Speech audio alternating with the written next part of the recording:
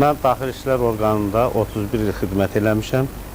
Xidmət illərində 90-cı ildə əmək veteranı vəsiqəsi verilib, 95-ci ildə Silahlı Qüvvələr veteranı vəsiqəsi verilib, 98-ci ildə isə Azərbaycan Respublikası ərazi bütövlükdə gedən döyüşlərdə iştirak etdiyimə görə müharibə veteranı vəsiqəsi verilir.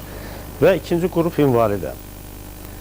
Mən bütün bu qeyd etdiyim vəsiqələr əsasında 2002-ci ilə qədər bütün imtiyazlardan demək olar ki 100% istifadə eləmişəm. Lakin bugün bu imtiyazların heç birindən istifadə edə bilmirəm. Bununla bağlı Qurban Cəfərov Milli Məclisə, Sosial Müdafiə Nazirliyinə, Daxili İşlər Nazirliyinin Maliyyə Plan Şöbəsinə ərizə məktubu yazıb və dediyinə görə indiyədək bu işə əncam çəkilməyib.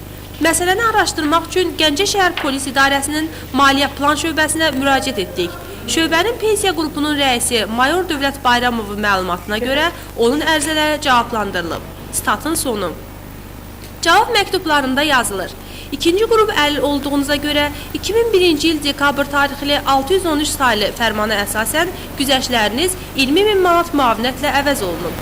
Veteranlar haqqında 94-cü il tarixli 841 sayılı qanunla müəyyənləşdirilmiş güzəştlər 31 dekabr 2001-ci il tarixdən müavinətlə əvəz olunub. Bu isə o deməkdir ki, Qurban Cəfərovun öz imtiyazlarından istifadə edə bilməməsi hər hansı bir dövlət məmurunun özbaşınalığından və süründürməçiliyindən irəli gəlmir.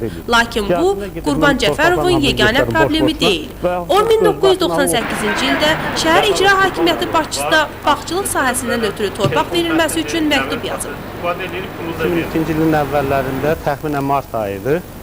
Məni şəhər icra başçısı cənab Babayev yoldaş qəbul etdi. Orada şifahi olaraq göstəriş verdi ki, bu adam torpaq istəyir, buna torpaq vermək lazımdır. Buna baxmayaraq bu günə qədər mənə bağçılıq sahəsində verilmir. Gəncə şəhərinin dörd bir tərəfi münbit torpaq ola vermirlər. Mən 98-dən 2003-cü ildir, 5 ildir növbədiyəm. Vaxtilə Bağçılıq Bostançılıq Şöbəsinin müdürü olan Natiq Binnətov bildirdi ki, hazırda şəhərdə torpaq sahələrinin paylanması dayandırılıb. Ona görə də bu qurum ləğv olunaraq səlahiyyətləri Memarlıq Şöbəsinə verilib. Həmin şöbənin rəisi Mamed İbrahimovun dediyinə görə artıq 92-ci ildən başlayaraq bağçılıq üçün torpaq sahələri ayrılmır.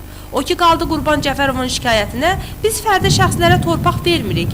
İndiyədək ancaq hər hansı bir idarə müəssisə daxilində bağçılıq cəmiyyəti yaradan kollektivlər üçün torpaq sahəsi ayrılıb.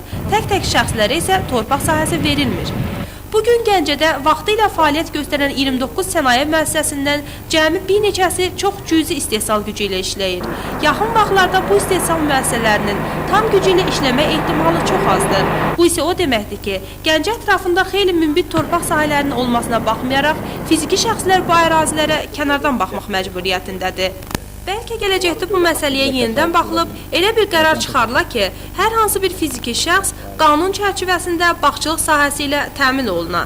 Xalidə Babayeva, Rövşən Əmrasanoğlu, Xəbər Plus.